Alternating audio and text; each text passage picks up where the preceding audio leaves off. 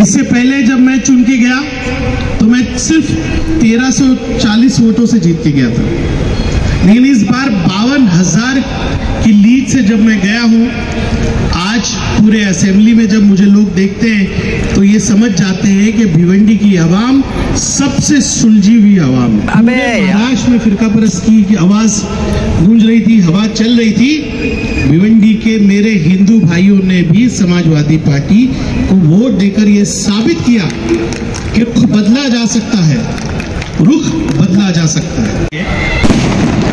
मैं जब भी चुनाव में जाता हूं तो एक दुआ करता हूं कि अल्लाह मुझे ज़ाया मत करना, और आज जो कामयाबी हमें मिली है, यहाँ बार बार रईस शेख का जिक्र हो रहा है, लेकिन रईस शेख की कामयाबी नहीं है, ये आप सब जो यहाँ बैठे हैं और वो सारे लोग जो भिवंडी के अंदर दिन रात काम किए, और दिन रात उन्होंने एक मकसद के लिए काम किया कि भिवंडी से जो आवाज़ निकले वो पूरे महाराष्ट्र में जाए। मैं आज आप सबका, मेरी बहनों का, मेरे बुजुर्गों का, उलमाए कराम का, नौजवानों का तहे दिल से शुक्रिया अदा करता हूँ कि आज असेंबली में जब मैं गया तो मुझे इस बात का एहसास हुआ कि भिवंडी के लोगों ने कौन सी आवाज़ महाराष्ट्र, गरीब है वहाँ के लोग, बहुत ज़्यादा अमीर नहीं है, बहुत सारे इल्ज़ामात हमारे शहर पे लगते थे कि यहाँ पैसा चलता है वगैरह वगैरह, लेकिन भिवंडी की आवाम ने जो फैसला किया, यूसुफ भाई 63% वोट जो है वो समाजवादी पार्टी साइकिल को मिला। आप मुसलमान 51% है, लेकिन गरीब है वहाँ के लोग, बहुत ज़्यादा अमीर नहीं है, बहुत सारे इल्ज़ामात हमारे शहर पे लगते थे कि यहाँ पैसा चलता है वगैरह वगैरह, लेकिन भिवंडी की आवाम ने जो फैसला किया, यूसुफ भाई 63% वोट जो है वो समाजवादी पार्टी साइकिल को मिला। आप मुसलमान 51% है, लेकिन जब महाराष्ट्र में फिरका परस्ती की आवाज गूंज रही थी, हवा चल रही थी, भिवंडी के मेरे हिंदू भाइयों ने भी समाजवादी पार्टी को वोट देकर ये साबित किया कि रुख बदला जा सकता है, रुख बदला जा सकता है। आप सबका बहुत शुक्रगुजार हूं कि आपने हमारी खिदमत को पहचाना। मैं गोवंडी जब गया चुनाव लड़ने के लिए, सबसे पहले तो मैं समाजवादी पार्टी का, हमारे राष्ट्रीय अध्यक्ष अखिलेश यादव जी का, जनाब अबू आसिम आजमी का शुक्रिया अदा करता हूं कि मुझे खिदमत करने का मौका इस पार्टी ने दिया। मैं जब गोवंडी गया, यूसुफ भाई को गोवंडी के हालात बहुत अच्छे से मालूम है, लेकिन आज मुझे इस बात का फख्र है कि 2012 में शिक्षा का जो स्तर था, 2012 में एम ईस्ट वार्ड जिसमें ज़्यादातर गोवंडी आता है, जिसको मानपुर शिवाजी नगर बोलते हैं, करीब 28-30 हज़ार बच्चे थे। मैं अभी आबिद भी यहाँ बैठा है, 52,000 या 58,000 बच्चे पब्लिक स्कूल में आते हैं कि नहीं अभी? हाँ, 62,000 बच्चे गरीब होके अब कॉरपोरेशन के स्कूल में पढ़ते हैं। 62,000।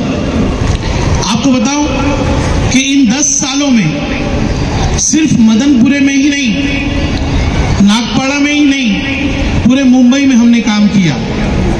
और आज मदनपुरे की उमर अज्जब स्कूल हो या हमारी पत्थर वाली स्कूल जिसको मोमिनपुरा स्कूल बोलते हैं, 1000 बच्चे पढ़ते हैं जो मयारी तालीम। मैं क्राइस्ट चर्च का शुक्रिया अदा करता हूँ कि क्राइस्ट चर्च के साथ पार्टनरशिप के अंदर बच्चे आज तालीम पढ़ रहे हैं। और यही नहीं, बीएमसी के हमने 8 सीबीएसई स्कूल चालू किए। अभी पता नहीं क्या हालात है, हम लोग रहते तो अब आईबी स्कूल भी हम लोग चालू करते, लेकिन शिक्षा में काम हुआ। उमर अज्जब, पत्थर वाली, ये मेरा दिल है। आज ये 1000 परिवार, मैंने जब यहाँ का मैं नगर सेवक बना, सरफराज भाई और हम लोग बात करते थे कि हमारी स्कूलें खाली हैं। आज उमर अज्जब के एडमिशन के लिए लाइन लगती है कि नहीं लगती है? लगती है। उसमें हमने वादा किया था महाविकास विकास आघाड़ी अगर सरकार में आती तो उमर अज्जब की तरह, और मेरी एक गोवंडी की स्कूल है 2262 करके, आप लोगों ने वो स्कूल देखी होगी। मैं तबरेज भाई का शुक्रिया अदा करता हूँ कि बोमी ईरानी जैसे आर्किटेक्ट ने वो स्कूल डिजाइन किया। मैं आपको यकीन के साथ कह सकता हूँ, जो लोग आकर वो स्कूल देखेंगे तो वो स्कूल किसी 5 स्टार के जैसी है। अब महाराष्ट्र में ऐसी स्कूलें हमको बनाना है। मैंने ये इरादा किया है कि आपकी मदद से माइनॉरिटीज की महाराष्ट्र में 1000 स्कूल्स को हम अडॉप्ट करके उसमें तालीम का निज़ाम बेहतर करने की कोशिश करेंगे। हम बहुत चीज़ों पे काम कर रहे हैं। हम हमारे बच्चों को 5वीं जमात से कारोबार करना सिखाएंगे। अगर हमको सरकारी नौकरियां नहीं मिलती तो हम काबिल बन के इस देश में इसी हालात में हम कारोबार करके दिखाएंगे।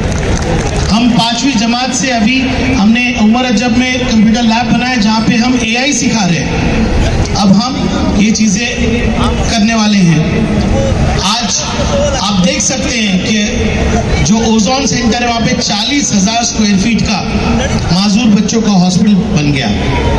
ये मदनपुरा और नागपाड़ा की आवाम का देन है कि मुंबई में आज कहीं भी मुंबई से जो एक खास बच्चे होते हैं, जो माजूर बच्चे होते हैं, उनके लिए लोग यहाँ पर जो है तिब्बी सहूलत लेने आते हैं। यहाँ पर सिर्फ मुसलमान नहीं, हर मजहब के लोग आते हैं। कई काम हुए, कई अस्पताल बने, लेकिन जो सबसे बड़ा काम है वो है असेंबली में जाकर आपकी आवाज उठाना। मैंने जैसी शपथ लिया, मैं असेंबली के जो है हॉल से बाहर निकला, सीधा प्रिंसिपल सेक्रेटरी के केबिन में गया और मैंने अब एक प्राइवेट मेंबर बिल लाया है कि मेरे नबी के बारे में गुस्ताखी करोगे तो 10 साल की सजा हो लगती है। इमीडिएटली मैंने वो बिल फाइल किया, और सिर्फ हमारे मजहब के लिए नहीं। अगर आप किसी के भी देवी देवताओं के बारे में, किसी भी महापुरुष के बारे में, किसी भी हमारे देश के नेता के बारे में अगर कुछ कहोगे आप, तो आज जो नया कानून मोदी जी ने बनाया है जिसको कहते हैं भारतीय संहिता कानून, उसमें प्रोविजन नहीं है। और मुझे उम्मीद है कि अगर इस सरकार की नीयत अच्छी होगी तो इस कानून को वो नाफिज करेगी। बहुत बड़ा काम है। अयूब भाई ने कहा कि मुझे नए बच्चों को तैयार करना चाहिए कि इलेक्शन कैसे लड़ना, और आपने साथ साथ मेरे ख्याल से नसीम भाई ने कहा कि हम लोग बूढ़े हो गए, हम आपको रिटायर होने, अरे यार हम आपको रिटायर होने नहीं देंगे, हम आपसे पूरा काम लेंगे। मुल्क के और सूबे के हालात बहुत अलग है। आज 50 लोग ही हम लोग असेंबली में। मेरा दिल जानता है कि अभी असेंबली में क्या होने वाला है। अंकल, अब कानून आएंगे और डिस्कशन भी नहीं होगा, सिर्फ फैसले सुनाने जाएंगे। अब बनाएंगे कि जो आगे चल के कौम की खिदमत करे। बहुत सी बातें करनी, लेकिन वक्त बहुत हो चुका है।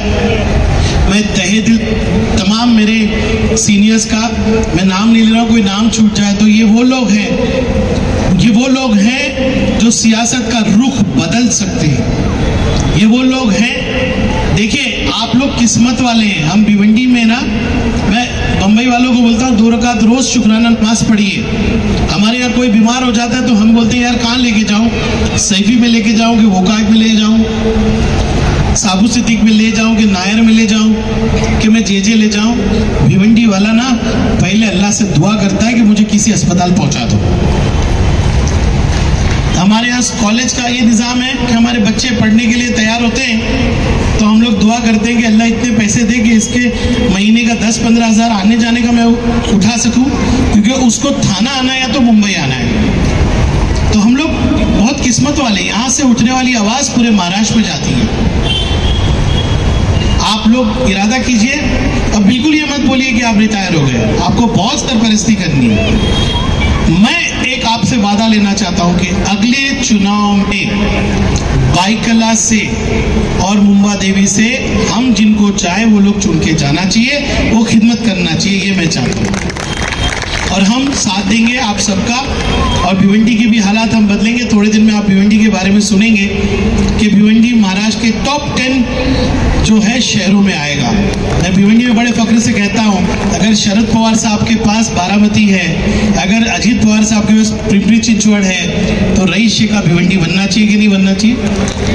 और वो मैं बना के इंशाल्लाह दिखाऊंगा आपकी। मैं बहुत आज जितनी आजीजी से कहूँ कि आप लोगों ने जो मोहब्बत दिखाई, ऐसा लगता ही नहीं कि मैं भिवंडी का आमदार हूँ, मैं बाइकला का आमदार लग रहा हूँ। और मैंने अभी कहा है